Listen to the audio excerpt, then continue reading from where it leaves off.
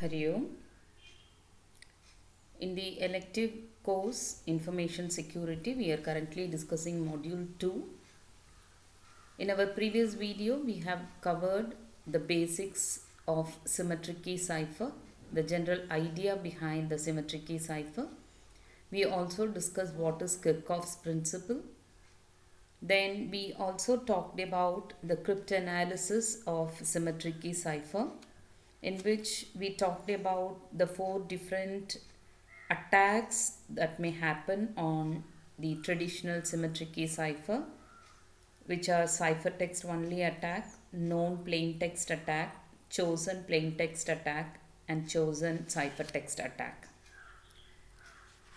In this video, we are going to talk about the categories of traditional ciphers. The 2 broad categories of traditional ciphers are substitution cipher and transposition cipher. We have already discussed what is substitution cipher and transposition cipher. Substitution cipher is nothing but it replaces one symbol with another. This is the example we have seen earlier. So if the plain text is hello, the ciphertext will be something like IFMMP. That means each character in the plain text will be replaced with another symbol in the ciphertext. Whereas in the case of transposition cipher, it will not do replacement. Instead, it will reorders the symbol. The position of the symbols will be changed. For example, if hello is the plain text, in the ciphertext, the letters are not changed. Instead, the position of each and every letter has been changed in the ciphertext. That is the basic difference between substitution cipher and transposition cipher. In this video, we are going to talk about the substitution cipher. So, as said, the substitution cipher replaces one symbol with other. So, if the symbol in the plain text are alphabetic characters, we replace one character with another. For example, we may be replacing letter A with letter D, or letter T may be replaced with letter Z, and so on. If the symbols are digits, say 0 to 9, we can replace the digits with another digit. Say for example, 3 may be replaced with 7, 2 may be replaced with 6. Now if you take the substitution ciphers, that can also be categorized as monoalphabetic cipher or polyalphabetic cipher. Monoalphabetic cipher or polyalphabetic cipher. So the monoalphabetic cipher is nothing but, if you observe the plain text and ciphertext in this example, H is replaced with I, E is replaced with F, and L is replaced with M. The next L is also replaced with M. So that means if a character is replaced with another character, the same character will be used throughout the plain text. So wherever we find L in the plain text, it will all be replaced by M. That is what you call as monoalphabetic.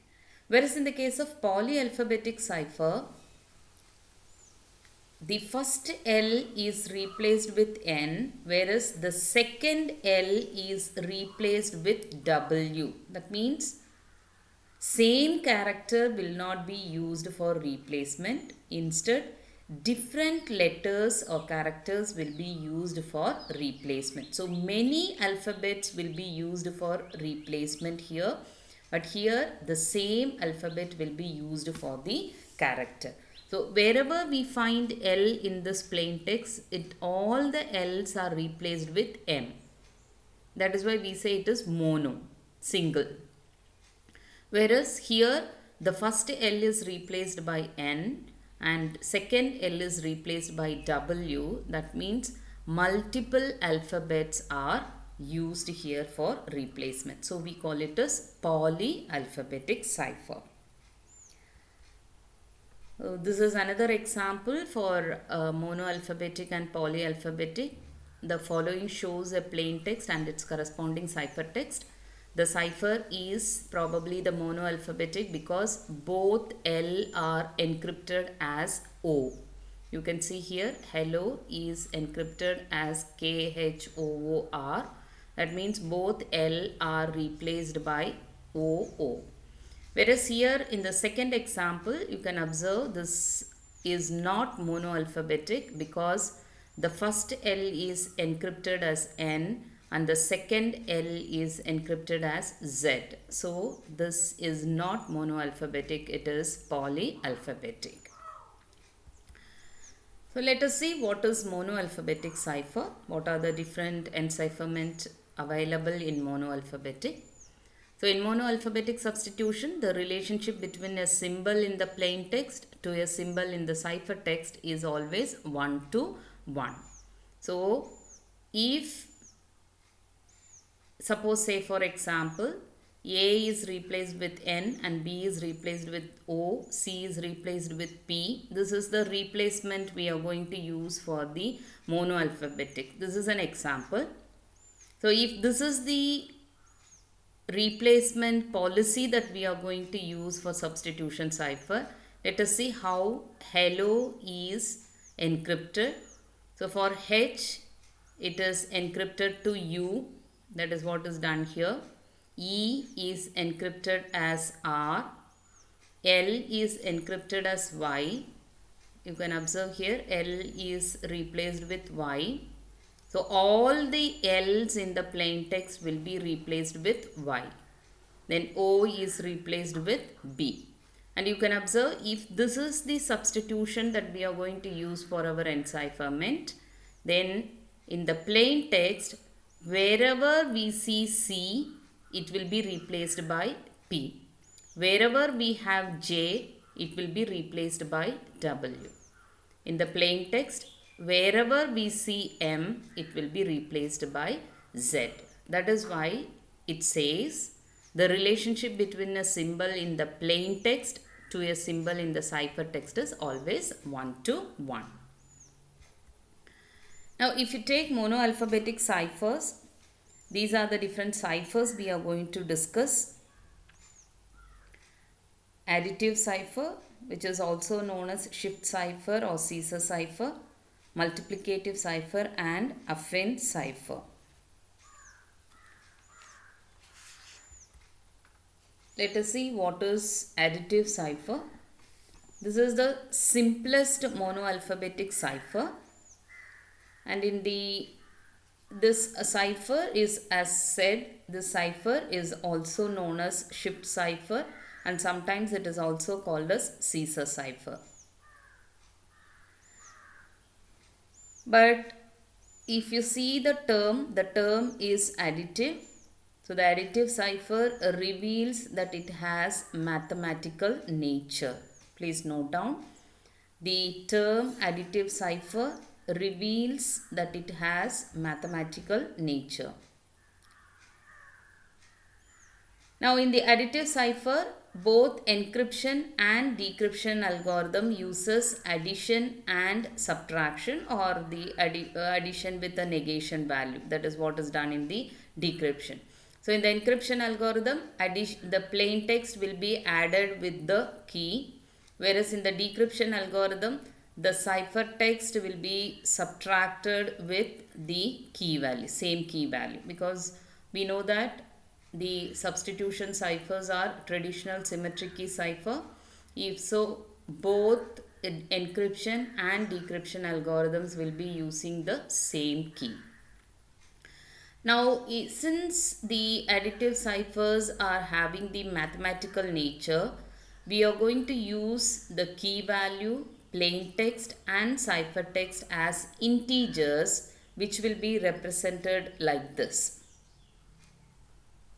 Right? So, I'm going to denote the plain text with small case letters and ciphertext will be represented with capital letters, and these are the corresponding values that we are going to have, integer values that we are going to have. All these integer value set is represented as Z26. So as said, additive cipher is the simplest monoalphabetic cipher, which can also be called a shift cipher and Caesar cipher, and this reveals the mathematical nature. So this figure shows how the additive cipher is being carried out. Alice wants to send their plain text to Bob. So plain text is P. So this P value will be added with key. P is the plain text, will be added with the key value K, and then the modulo operator will be used with the value 26, because we are having 26 characters here. We are having 26 characters here in the alphabet. So 26 will be used for modulo operator, and the result will be the ciphertext, and this ciphertext will be given to Bob. Sorry, it will be sent to Bob, and Bob will be receiving the ciphertext C. Then Bob subtracts the key value from the ciphertext, and the modulo operator will be used here, which will be producing the plain text. You can observe the key is shared here. K is the key value which will be shared by both Alice and Bob. So when the cipher is an additive cipher, the plain text, ciphertext and the key are all integers which will be represented as Z26. So these are the integer values that we are going to use for representing the plain text, ciphertext and the key value. So this is what we call as the additive cipher. So let us see an example for additive cipher. The additive cipher with key value 15. Key value is 15. We are going to encrypt the message hello. So the plain text will be now HELLO. Now the corresponding integer values we are writing here. So you can observe these are the integer values. H will be having 7, E will be having 4, L will be having 11 and O will be having 14. So these are the integer values that is represented here, 7, 4, 11, 11, 14. And now we go for the encryption process. What is the encryption process? It is P plus K modulus 26. So 7 plus 15 modulus 26 will give you the ciphertext which will be W. 22 which will be W. The same way 4 plus 15 modulus 26 will give you the value 19, and you can observe here 19 is T. So T is taken here. 22 is W. So 22 is W. So W is written here. Then 11 plus 15 is 26. Mod 26 will be 0. Both L will be having value 0. So 0, 0 will have the ciphertext as A, capital A. So we have both A, and then 14 plus 15 will give you the ciphertext value as 0, 3, which will be the value, letter D. So if I use additive cipher with the key value 15 for encrypting the message hello, I will get the ciphertext as WTAAD. So this is how we use the additive cipher for encryption. So let us see how the additive cipher is used for decrypting the message. Now, as I have already told you, encryption and decryption will be sharing the same key value. So here the ciphertext will be written WTAAD and the corresponding integer values. The corresponding integer values WTAAD. So that is what is written here, 22190003, right? So 22190003 is the integer values for the ciphertext. And then the decryption process is this one, C minus K modulus 26. So that is what is done here. 22 minus 15 modulo 26, 19 minus 15 modulo 26. So this will be producing the plain text, which will be 7, 4, 11, 11, 14, which is nothing but HELLO, right? So this is how the additive cipher is used for encryption and decryption. Now, historically, these additive ciphers are called shift ciphers, and Julius Caesar is the one who used an additive cipher to communicate with his officers. For this reason, additive ciphers are sometimes referred as Caesar cipher also, and Caesar always used a key value of 3 for his communications. That is why additive ciphers are sometimes referred as shift ciphers or Caesar cipher. Now, let us see the cryptanalysis part of the additive cipher. The additive ciphers are vulnerable to ciphertext only attacks because using the exhaustive key search, we can find out what may be the key used in the additive cipher. So that means it is vulnerable to brute force attack. Exhaustive key search will be generally done by the brute force attack.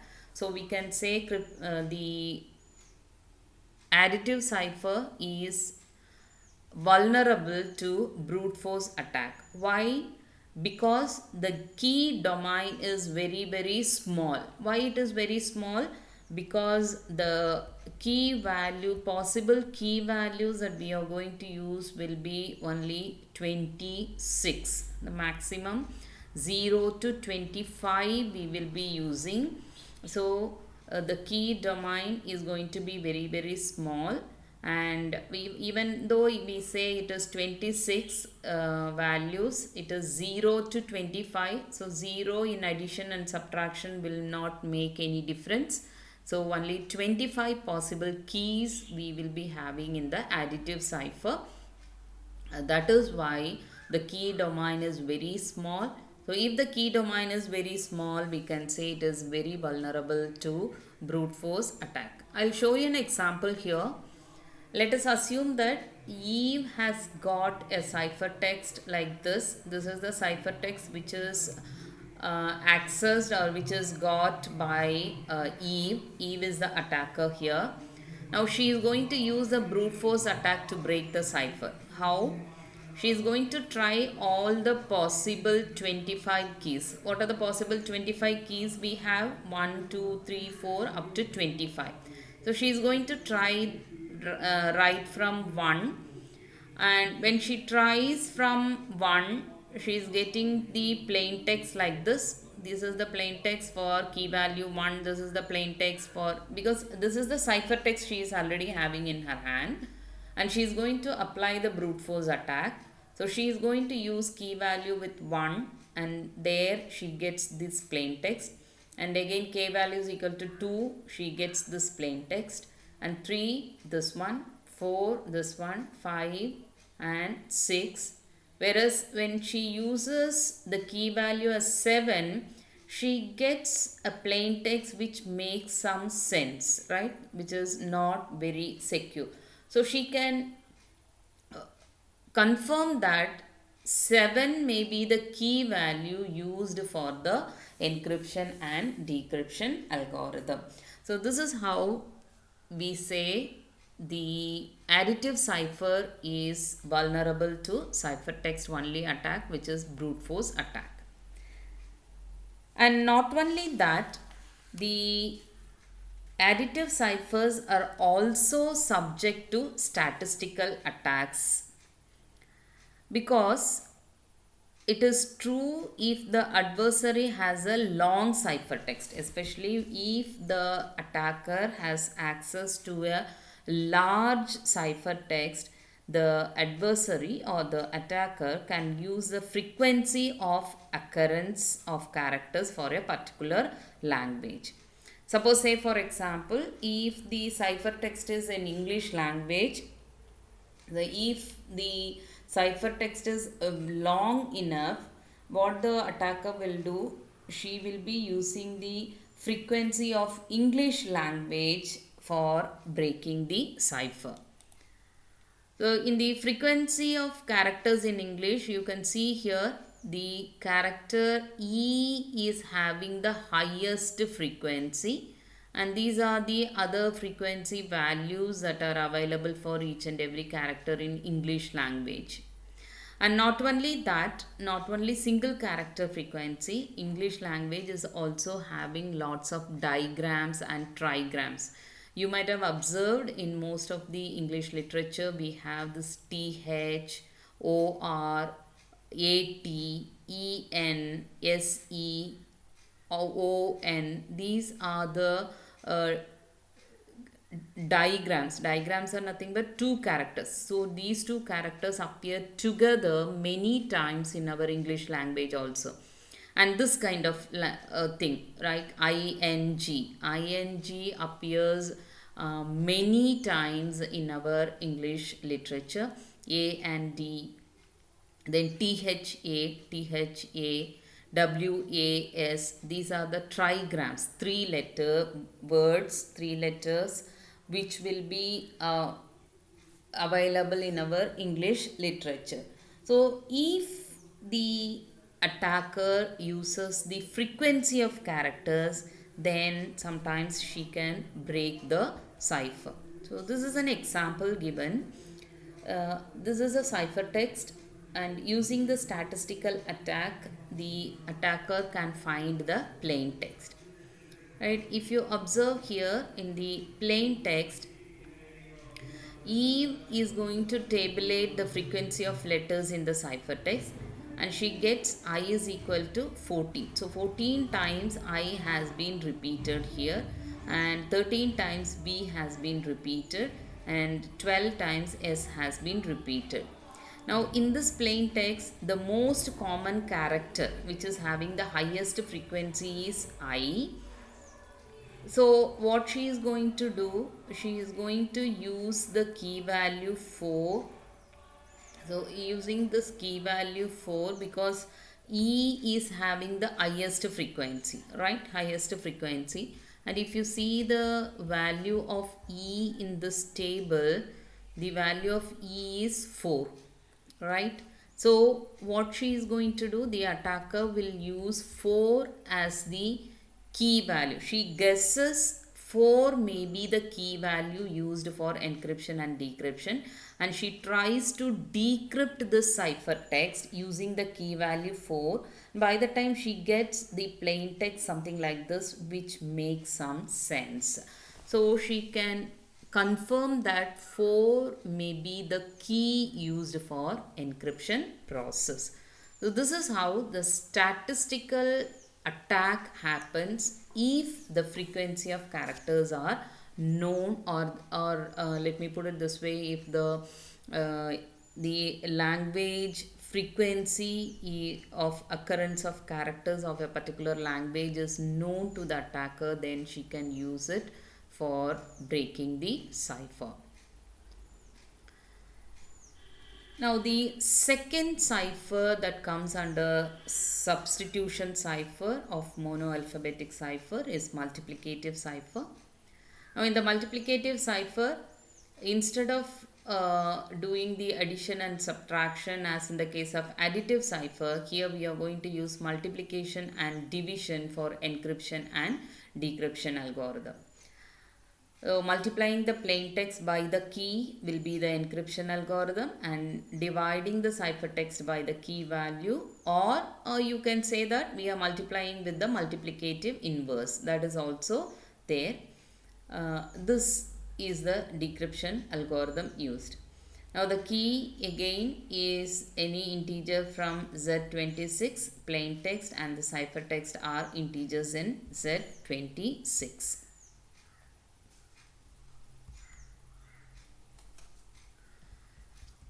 Please observe, I am using the key value from this particular set Z26 star, and the plain text and ciphertext are integers in Z26. We'll be discussing why it is Z26 star, because all the 26 values need not be used in the multiplicative cipher as the key. We'll be seeing why it is so in the upcoming slides. So the multiplicative cipher process is something like this. Alice wants to send the plain text P, and she uses the key value K and multiply the plain text with key value K and take the modulo operator for producing the ciphertext C, and it is sent to Bob, and Bob is going to use,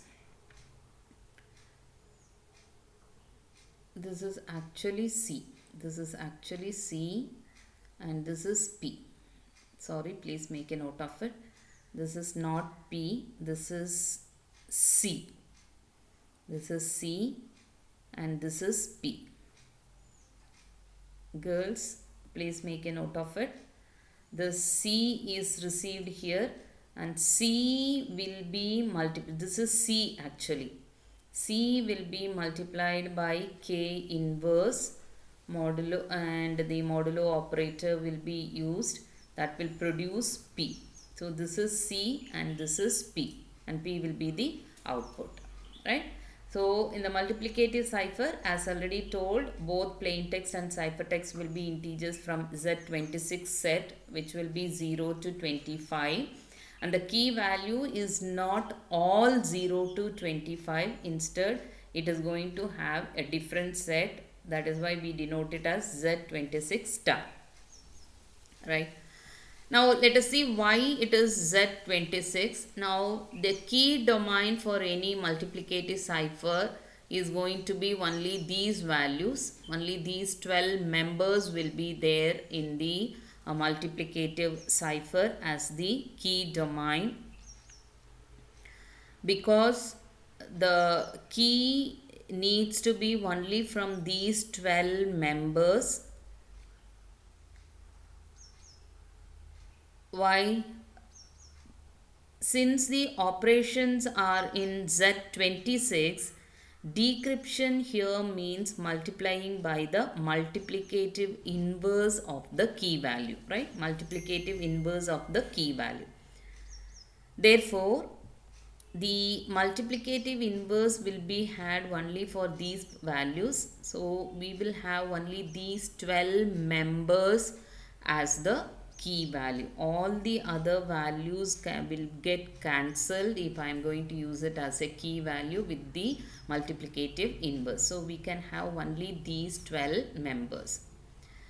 Now this is an example we are going to see for the multiplicative cipher. If I want to encrypt the message hello with the key value 7, then the plain text values will be multiplied with 7 and the modulo operator will be used for producing the ciphertext. Please go through this example.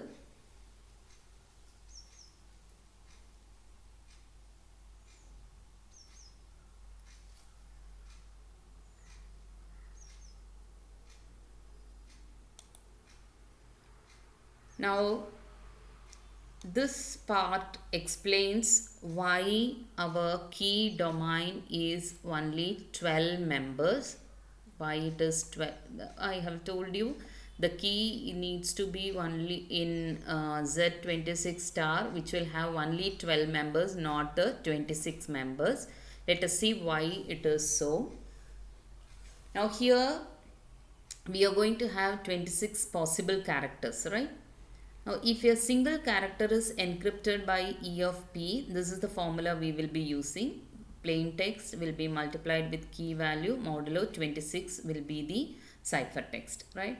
Then the possible keys K are numbers that are co-prime for 26. It will be co-prime to 26. That is the greatest common divisor K, 26 is equal to 1. So this is what the possible keys that we will be having. So as 26 will be 2 into 13, the possible keys are basically all numbers all numbers not multiples of 2 or multiples of 13. Therefore, all the numbers excluding the multiples of 2 and 13 will be the possible keys, because that get cancelled when I am going to use the modulo operator, right? That is why, because since it is a multiplication operation, the k mod 26 will also get divided.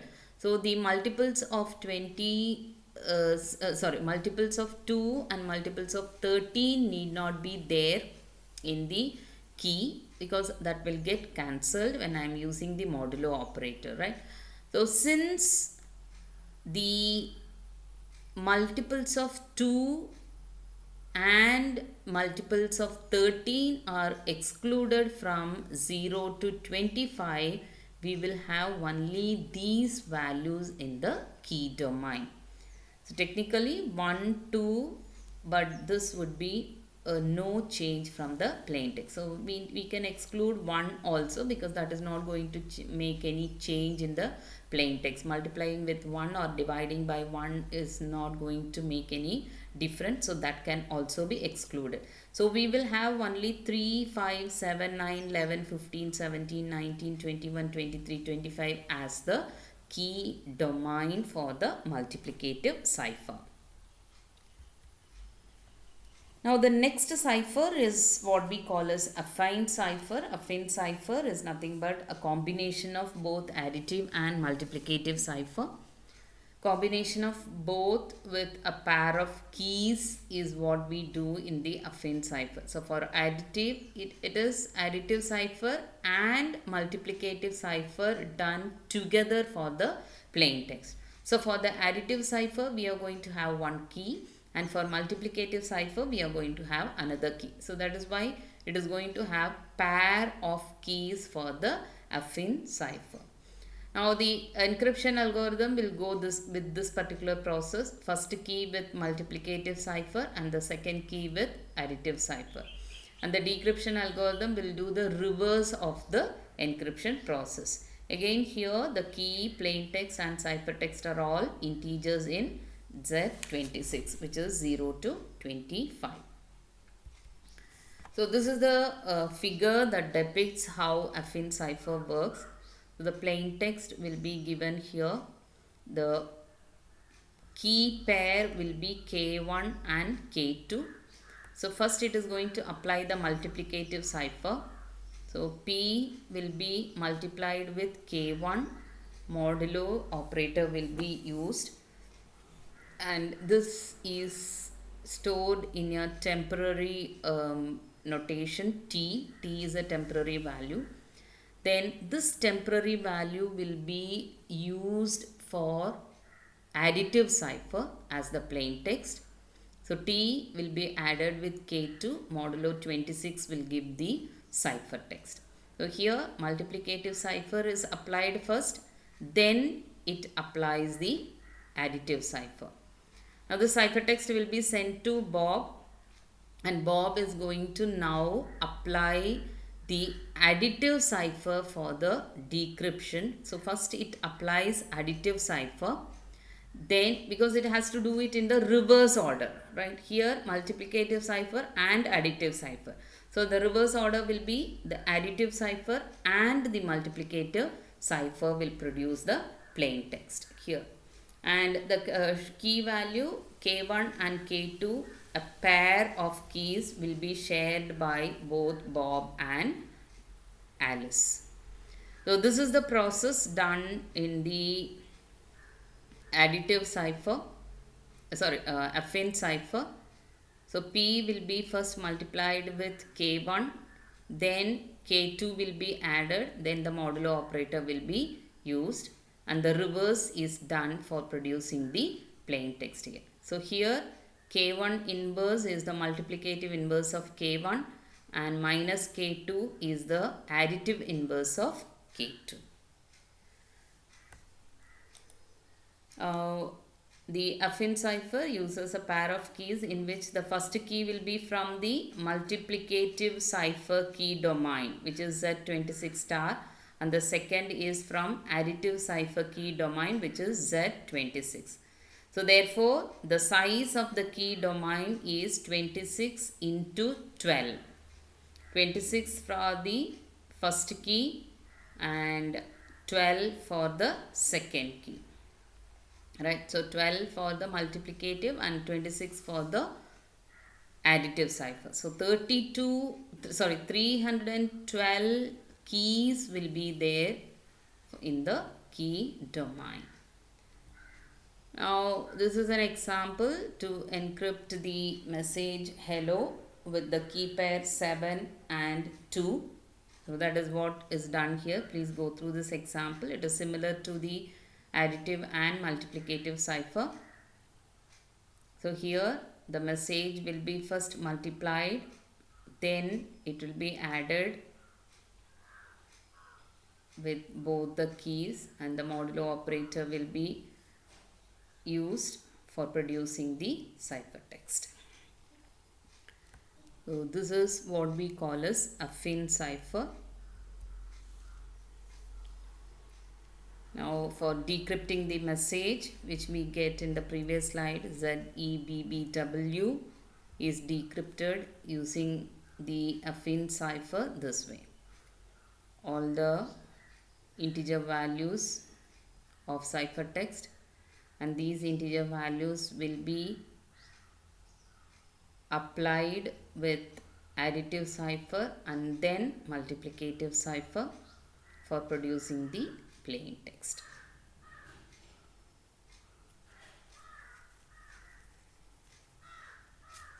Please go through this example.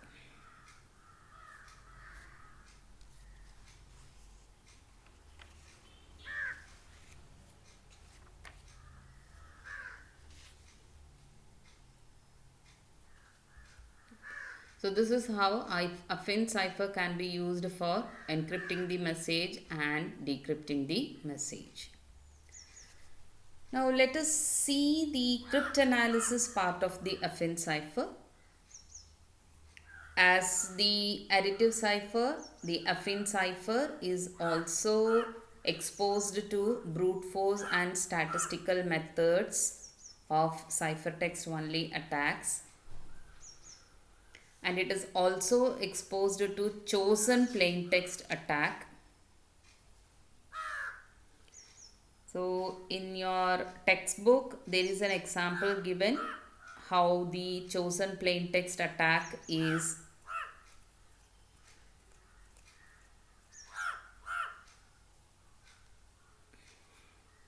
please go through this example in this textbook, page number 53. So those who are interested, please see that how the chosen plain text attack happens on the affine cipher.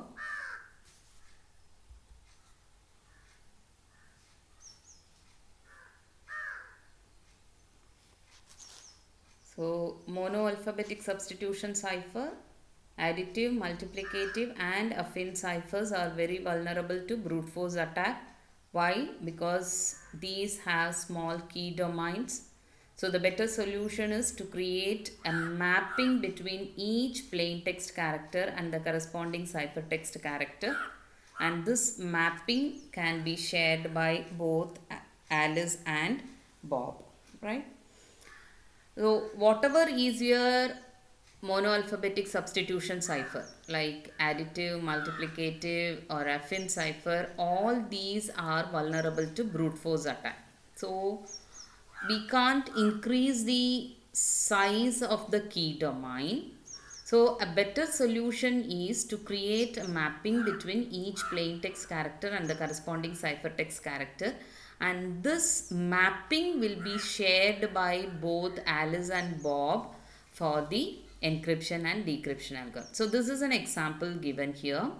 So an example key for monoalphabetic substitution cipher is this one. So instead of using additive, multiplicative or affine cipher, this table can be shared by both Alice and Bob, which will be having very random characters for each and every plain text. So here The plain text A will be replaced by ciphertext N, B with O, C with A. So this is an agreement between Alice and Bob, a mapping agreement, right?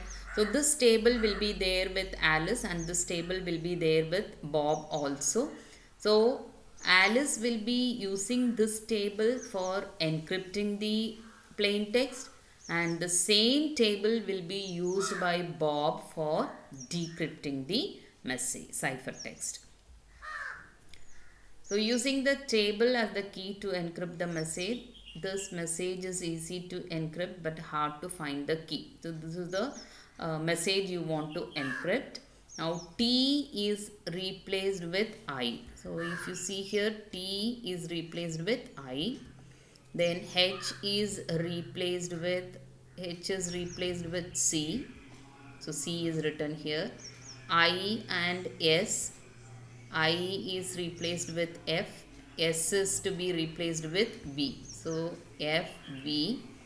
Then M is replaced with Q.